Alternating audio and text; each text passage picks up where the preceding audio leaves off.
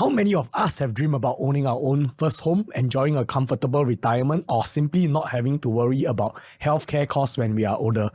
These are common life goals or milestones that almost everyone shares, yet not all of us know what it really takes to afford them.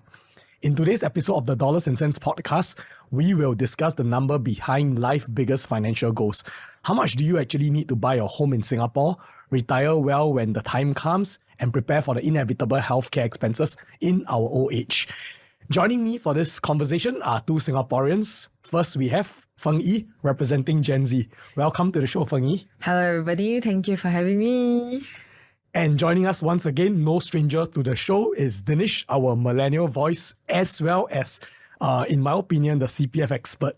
Oh, wow. That's high praise. Hopefully I don't get anything wrong. All right, let's start with the youngest in the group, Feng Yi. So, Feng Yi, you're part of Gen Z, I think. So, I just want to ask you, right? You're just starting out in your career. Yeah. What's your biggest financial life goal right now?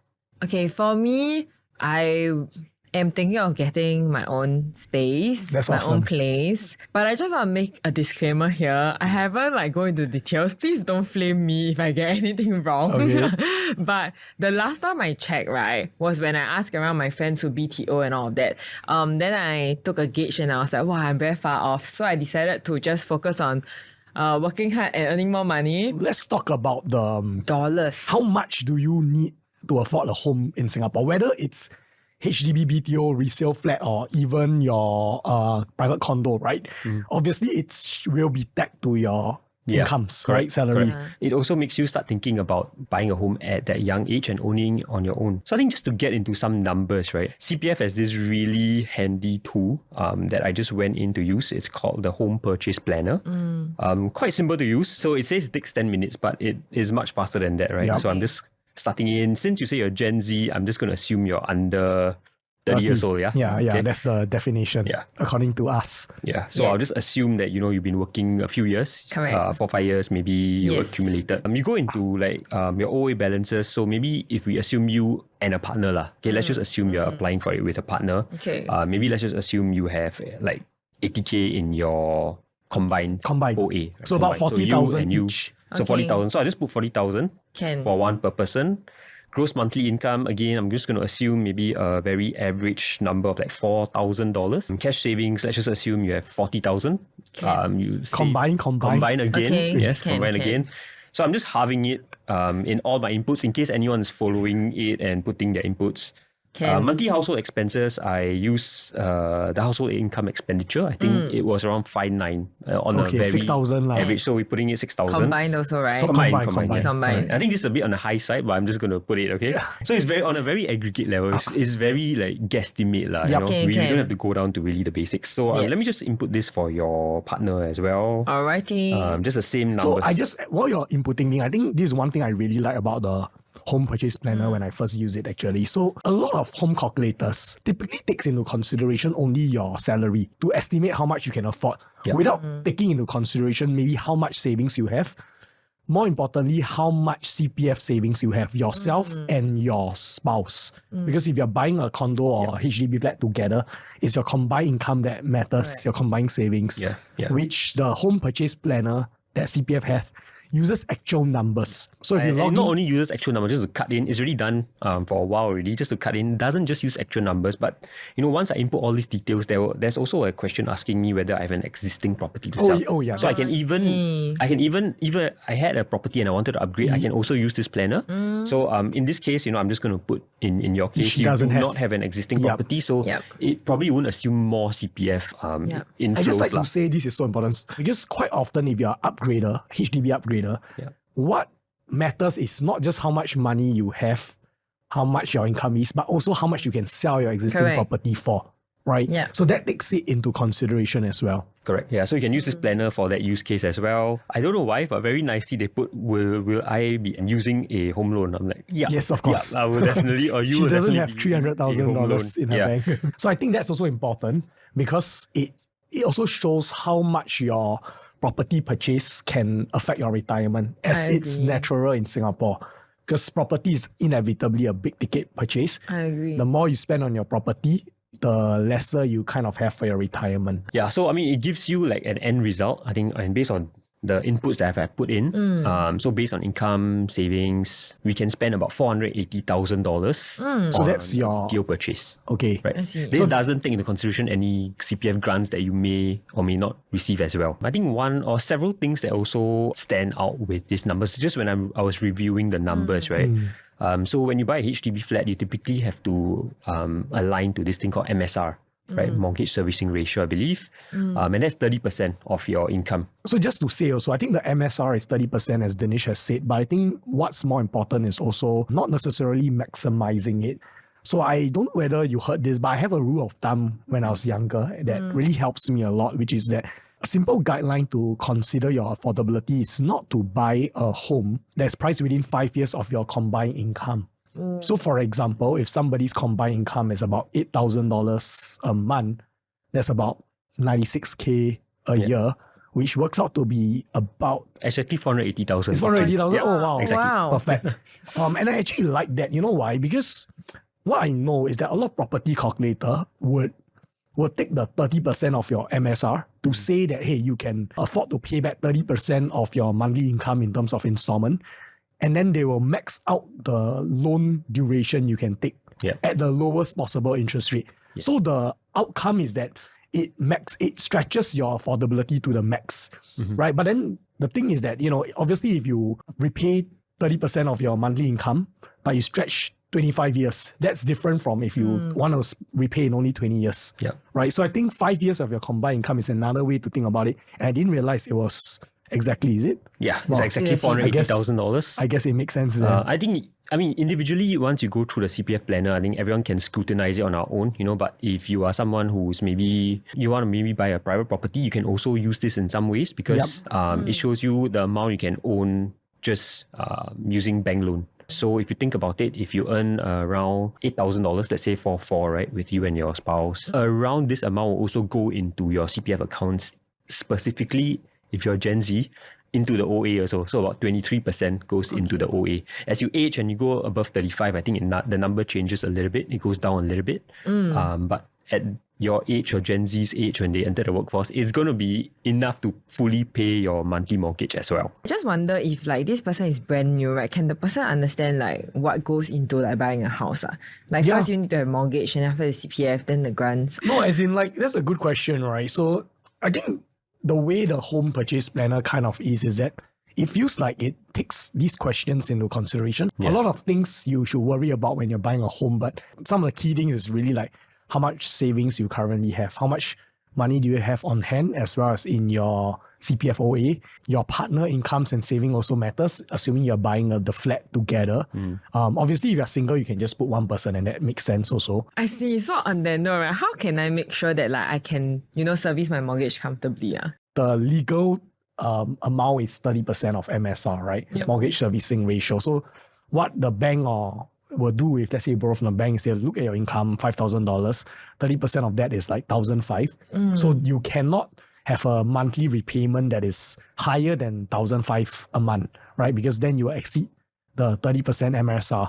But I think that's the maximum, and some of us will prefer a lower amount, like say 25%, because that's a little bit more comfortable for you to, service, because it's not just about paying for a home, right? You got other needs in your life. I think it's important for us to ensure that we can comfortably service the mortgage, right? Because like you said, there are other things that we might need, right? So in order for it not to maybe eat too much into our CPF, then we can save for our retirement also. Correct. As working adults, we get CPF contribution OA to our OA every month from our employer and from ourselves as well. And I think there is a tendency to, for some people I know, they will just use their ordinary account to service the mortgage completely each month.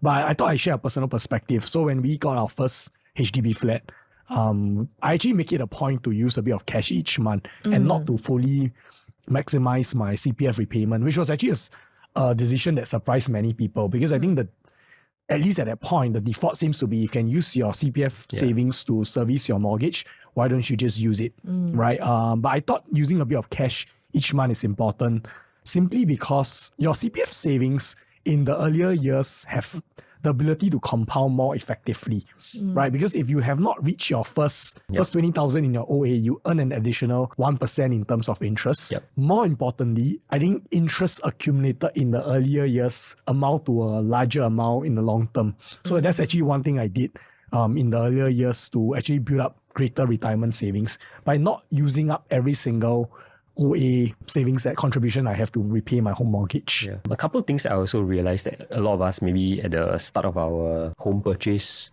buying decisions, we come across is that, a lot of people say, buy the biggest HDB flat or buy the biggest property so you can earn the highest profit eventually when you sell it on. Yeah, correct. Right? I also heard about it. Yeah, so I think that is one saying that I may or may not agree with, right? It's hard to disagree that, it will probably go up higher than a cheaper property, but I guess at the end of the day, it has to go down to percentages, right? You can't say you spend more on something and you earn more profit.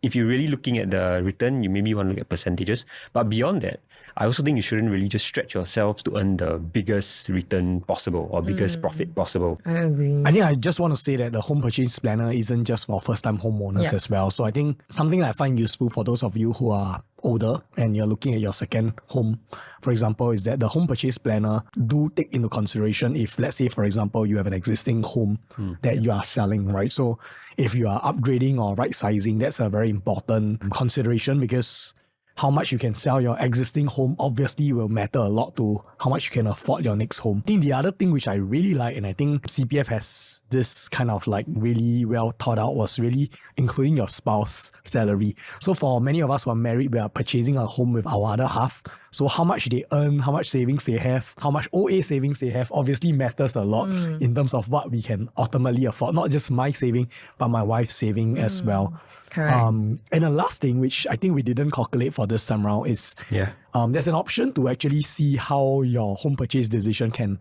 affect your retirement. Yeah. So I think how it works is that obviously if you put more of your OA savings into your home, then that just naturally means you have less for your retirement. Correct. That's actually what I wanted to touch on, because just now you mentioned a little bit about using cash to pay apart from just using your CPF, right? So I wanted to say, I agree, because of the compounding effect, right? So because of that, then that got me thinking about retirement also. And because the two of you, if I'm not wrong, you guys belong to like the sandwich generation, right? Yes, we are. So you have to take care of your parents and so your kids happily. Okay.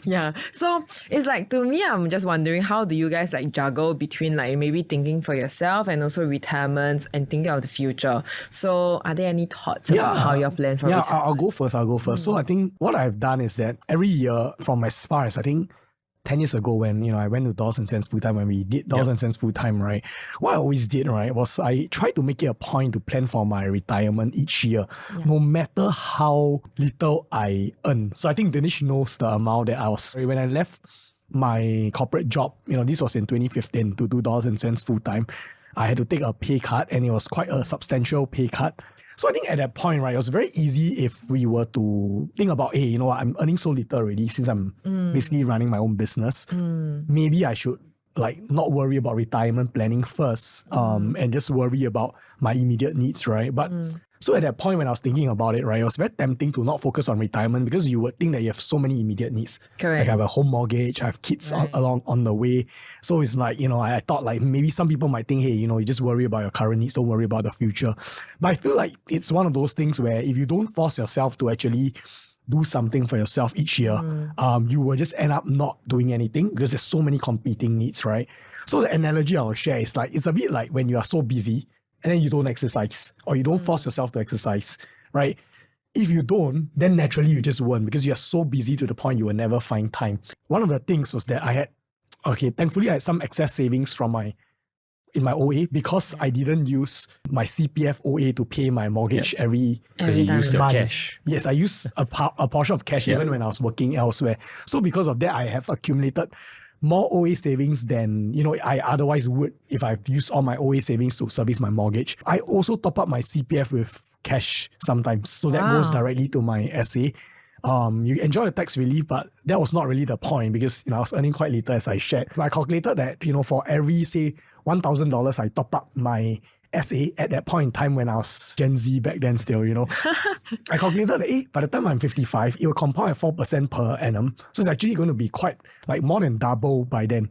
So that was the school of thought I had, right? I think because you have the vision. Like I feel like not everybody would think like that. In recent years, CPF will also send you this. It's like a personalized report card on how your CPF has done. Oh, right. And it comes once a year, right? Yeah, so I think near the end, near the new year, I think. They will tell you how much interest you earn or something, so you feel good about yourself. Oh, really? I don't recall So this. even if you have not started as a young person, you know, that report card kind of give you a tangible visualization of, you know, how far you've come. Correct. And then it also gives you the impetus to like, maybe I can work a little bit harder because it's not so scary, not so daunting also. So actually, I'm quite curious, right? Do you guys have any goals, like a particular number that you're looking at for retirement? Do you have any of that? I know Dinesh has a goal for sure. Really? What's your Has So my he goal reached the goal is already? a very simple goal, you know. I just see the CPF and they recommend that you have set aside the FRS by the time you're 55, you know. So I think The full retirement sum, FRS, right? the full retirement sum. And you know, that's something I think makes sense, you know, because I just went to check the numbers actually. Which is what, share with us. So I also wrote a plug for myself. I also wrote an article on what your FRS could be when you turn 55, right? Okay. So just to do a simple calculation for out myself, the if you link. guys like it, you can go and find the article on Dollars and Cents. We'll probably put it in the description so it's not too hard to find. So I know like, okay, that may be my FRS when I reach 55. How am I going to reach it? And then if you see how your contributions to your OA and SA accumulate, maybe you can reach it by the time you turn 55 quite organically. So I'm just aiming for the FRS. And then I also see on the other side, like what can your FRS actually afford you, right? So I think this year itself, the FRS, which is $213,000 in 2025, it goes up each and every year to account for like maybe an inflation and lifestyle upgrades. With $213,000 at 55, when you turn 65, it'll give you about $1,730. And then I went to look at the household expenditure survey, and this falls within the 41st to 60th percentile. Oh, so kind it's of- very nice. Yeah. But it's today's amount rather than 10 years later. But I just find that it's also quite a logical number to head towards or aim towards. And then, like we also were mentioning, you know, then if you want anything beyond the base, then that's where maybe your investments come in. Correct. But within my CPF, at least I feel like I'm secure with the FRS. Just to be clear, there's also the basic retirement sum and the enhanced retirement sum, right? Yeah. So the basic retirement sum is half of the full retirement sum. So that will means it's $106,500 as of 2025 for cohort turning 55. The idea about the basic retirement sum is that it provides you, as the number suggests, or as the name suggests, a basic living needs, excluding rental expenses, meaning that if we just assume that by age 65, you own your own home, which I think many Singaporeans would have, and fully paid up, which I think that's what we should also aim towards, Yeah. then the basic retirement sum might be enough for basic living needs. Correct. I think it's like a safety net lah. Then Yeah. you're right. Like if you want anything more, then that's when your investment comes in. Correct. Yeah. So the BRS is also an amount that some people can work towards. But for me personally, I think my goal is actually the enhanced retirement sum. So that's actually double the full retirement sum. So for 2025, that will be 426,000, which I have not achieved, just FYI. Neither am I 55. But the reason why I aim towards that, because I feel like when I retire, Yeah. I kind of want to be in a situation where, you know, I know for sure, you know, every month I have this amount for as long as I live. So what he asks you is that, okay, firstly, like your payout goes in today's dollars. Correct. So Payout goals means what? How much would I want every month? yeah, Right. in today's Correct. dollars, right? So so let's say, for example, I want 2,500 a month, right? Looks realistic to me. My wife has the same amount, and it's about 5K. $5,000 a month, which I think is quite comfortable, you know, once your kids are financially independent. But based on my age, with an inflation assumption of 2%, it says that I will need 4,530 per month when I finally turn 65. Yeah. So by the time I reach 65 in a few decades, what is worth 2,500 today, 2,500 will not be worth 2,500. Correct. $4,530, assuming an inflation of 2%, will be what is 2,500 in today's Current. dollar. Then it actually shows me like the different retirement lifestyle that I want, right? So for me, I think what makes sense is to maintain my lifestyle with growing monthly payouts when prices rise in the future, because when you retire, you need to remember that you might still spend 20 to 30 years during retirement. Yep. Correct. And every year there will be inflation. So if you get the same amount every month for the rest of your life, that actually just means that as you are older, the money is worth less. Correct. Do you want to share what are the other options for the different lifestyles? I can lower my lifestyle to buy less with steady monthly payouts when prices rise in the future. The CPF Life Standard Plan can best match my retirement lifestyle. Doesn't sound like me. And then the last one, I can lower my lifestyle to buy even lesser with progressively lower monthly payout. Right. No, I can make an argument that some people may prefer the other plans, especially if they have like investments or like a rental property they are pretty confident will give them extra income. Okay, true. But I think for me, it's like, I just want my CPF life to more or less be what I get for my retirement. So let me select the option. Okay. There is this information they need to provide us with an accurate projection. I'm just going to put in my monthly salary is $5,000. I will project the payout. It shows that there's a gap. So obviously, I'm on the way, but Not I there need to yet. do more. A little bit more. Okay. Yeah, but I just want to say that this takes into consideration only my special account savings. So it doesn't take into account my ordinary account saving, which I also have. So assuming I transfer every dollar from my OA to my SA right now, which I won't because I still need some backup savings for my home mortgage, then maybe I think I'll be very close to reaching it. Right. So I think one thing good about this is that it really takes into consideration inflation. It takes into consideration like your lifestyle. So I put in 2005, but if you were to put in, so let's say I move it down from 2005 to 2000, right? I update my goals. It shows that now I need 3420 by the time I retire at age 65 in a few decades. If I choose the same, escalating plan that I want, and just to say, it takes only into consideration my special account savings. And I just click next. So if you click next, it will actually show you make the most of your CPF, and you can do two things, right? You can simulate a cash top up. So let's just say I top up all your OA into it. Actually, it's nice to have this planner because then it put things into perspective and you can visualize a little bit more, and then it doesn't feel so far off. At least you know like what you're working towards. And also what you can do to get closer to it, right? Yeah. Correct. So you can play around, try the different scenarios to see what works. So let's say we want to max up the tax relief, right? So it's 8,000, right? 8,000, yes. And I do it yearly. Let's just say I do it yearly, all right? And it shows that, I'm almost there. If not pretty much there, Barely a shortfall now. Okay. So, if let's say you don't want to invest, you just do the CPF top up. That works for someone like me at least. I'm just wondering, right, if we were to look a little bit and shift our lens a little bit towards healthcare, so how do we actually plan for like rising medical costs? And also, how can we realistically do, what can we do now to prepare for the future also? There are a lot of concerns, right? I think first and foremost, all of us are a little bit worried about healthcare. Obviously, the stats that we read online also sometimes, it shows like quite a high headline figure. Right. Between 5-10%, really not out of the ordinary when we see what healthcare inflation is. Then people of our generation or my generation, Tim will probably fit into that as well.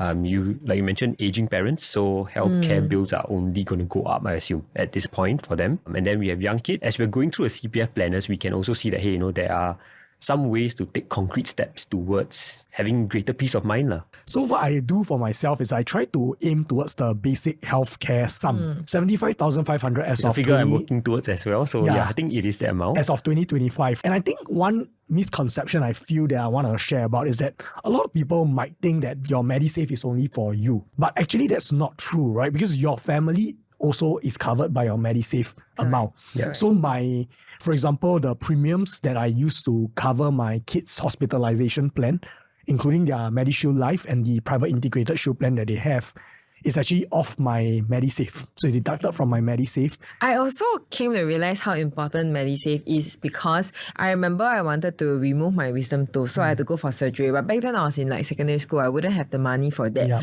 So then I used my dad's Medisave. So Correct. I was like, wow, very lucky. There is this sum that I can tap on. Correct. Is there also another planner like insurance or like Medisave You related asked the planner? right question. But it's okay. Right. It's also obviously another very quick and easy planner to use. And while navigating towards it, the CPF website also said that 7 in 10 Singaporeans also have a private integrated shield plan. I think one reason why so many people buy these private integrated shield plans or private healthcare with comprehensive riders even, many of us take this approach of, we'd rather be safe than sorry. Yes. Right. But another interesting part of that statement, the second statement in the CPF website also said that half of the people actually choose to stay in the subsidized class B2 or C wards that are already covered by MediShield Life actually. Yep. Half of the people who actually buy the private integrated shield plan may not be using it fully, right, when the time comes. So then it makes us think that, is it really necessary, or are we just buying for the sake of peace of mind? Which is not entirely a wrong thing, but should we consider, whether we really need it? And this is what the CPF health insurance planner can help us actually do. You're absolutely right? Because when my kids get hospitalized, even though we are covered with private integrated shield plan, that means we can go to a private hospital. Right. Like I think Singapore healthcare system is pretty good to the point that the public healthcare system is actually where we go when our kids is ill, right? So my girl is in KKH right now. So basically we choose the public hospital because that's where we want to be, when there's a medical emergency or something we're concerned about. Even when you go to the hospital, sometimes you may not get the ward that you want also. Yes. Which is also part of the reason why sometimes, like what you say, even though we have comprehensive private integrated shield plan, we don't fully use it. And the cost really stacks up as they grow older in terms of how much more you're paying for, healthcare coverage that you may not necessarily use. But I would just say that, as a parent, sometimes it's a bit difficult to, you want that peace of mind. Correct. So That's why I start think like maybe it's not entirely wrong to think about it. But if you are thinking about it, then maybe this planner can help. Yeah, right. And the affordability that it costs you over the long term. Yeah. So for this planner, you need to log in because I think it takes the real Medisave account number that you have. I see. So to make it more accurate. Yeah. Okay. Firstly, they just give you some overall insight. So I can see from here that, they actually assume a yearly inflation in private medical insurance premiums to go up 5% each year. Which I think is quite, statistically, quite fair to assume. And they also, apart from MediShield Life, there's also the government scheme called CareShield Life. CareShield Life, right, yes. Which is a long-term care, and you can also pay for using your Medisave, yeah. Does it tell you how much you can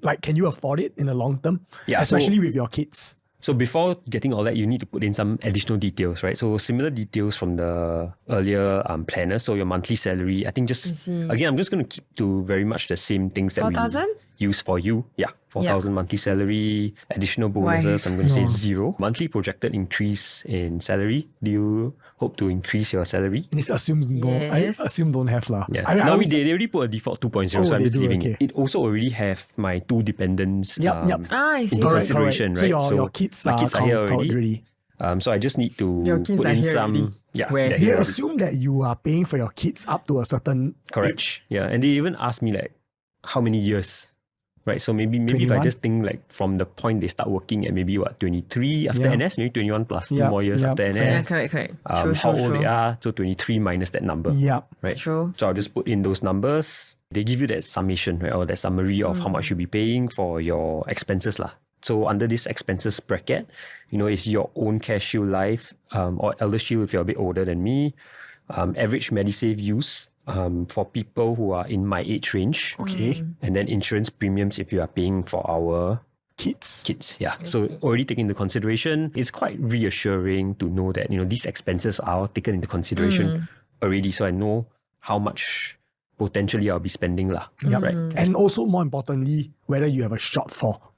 I think what you don't want is in a situation where 10 years from now you realize, your Medisave actually don't have enough money to cover some of these private integrated shield plan that you've been paying for the last 10 years. I think for you guys watching this, if you want to see whether you got enough, I think it'll be great to just log into the health insurance planner and just really check it out for yourself. Yeah.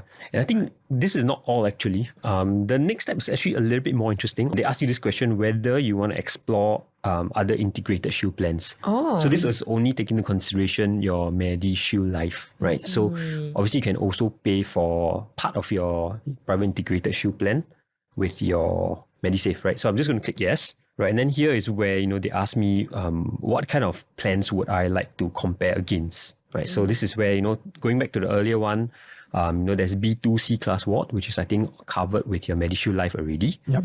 Then there you can have private integrated shield plans. I think there are 3 different levels as well, for those who don't really know, which goes up to B1 ward in public hospitals, A ward in public hospitals, and private hospital plans. So this one is go to private hospitals. So let me just click maybe for myself a private hospital plan. So I can compare my plan to 2 other plans. So I can compare between 3 plans, right? Are you paying more? I'm just curious. Interestingly, I'm paying more. Okay, so Paying more. so you might potentially save money if you switch, but assuming you have no medical conditions and Yeah. So I that's think the the last most thing we important thing, don't just think, okay, time to switch. Yeah, right? yeah, If you yeah. have any pre-existing conditions, especially if you switch, you will not be covered for those anymore, right? So don't immediately think of switching. Right, but interesting for me, I don't think I have any pre-existing. Maybe I should go for a health checkup to like confirm. But I don't think I have any pre-existing. So it makes it interesting to think, hey, could I actually do things? Shift to another provider that's a bit cheaper for the same type of coverage. all things being The caveat here is that, we should scroll down and Yep. we'll get to that a bit later and see exactly what you're covered for. Typically, like any logical person, if you're paying more, you should get a bit more. Yep. Right. So I think we'll go down and then I can see for myself whether I'm really getting covered for more. I'm just going to read off some to tell you how extensive it can be. Sure. Policy year limit, the co-payment and other features Okay. is a bit different for some. Co-insurance, a bit different again. Each plan is very unique and different, and that's why the cost is going to be very different as well. So before changing, you might want to look at what you're actually covered for, because I'm assuming when you buy it, you spoke with an agent and you wanted that coverage. So don't just be quick to like, hey, it's cheaper. Let me go to something cheaper for the same type. It's not the same coverage. So I think besides that, right, I mean, we talk about the home purchase planner, the retirement payout planner, and the health insurance planner, but there's also Plan with CPF. So this is a one-stop financial guidance platform that brings together relevant planners and resources, enabling you to make informed decisions as you navigate through life. So it's actually quite interesting because if you look at it, they also have this thing called a CPF nomination. So you can make sure you nominate the right people in case something happens to you, who your money goes to. And then there's also the financial fitness beyond CPF. So I did this. This is kind of like a quiz. So you can try it out to kind of like understand if there's any gaps in your current financial planning that, you can work towards. Right, so feel free to try it. Okay. See, it's like giving you a heads up what you can work on. Yes, I haven't tried it myself, so probably that's one of the modules that I'm left to do. All right, so thank you both. And no matter which stage of life you are in, planning ahead makes all the difference, whether it's your home, retirement, or healthcare needs. So a little clarity today can go a long way towards financial planning and a financial peace of mind tomorrow. So to our listeners, thank you for tuning to the Dollars and Cents podcast. And if you found today's discussion helpful, follow us on Spotify or Apple Podcasts and share this episode with someone who might benefit from it. Until next time, stay informed, stay prepared, and as always, make sense of your dollars.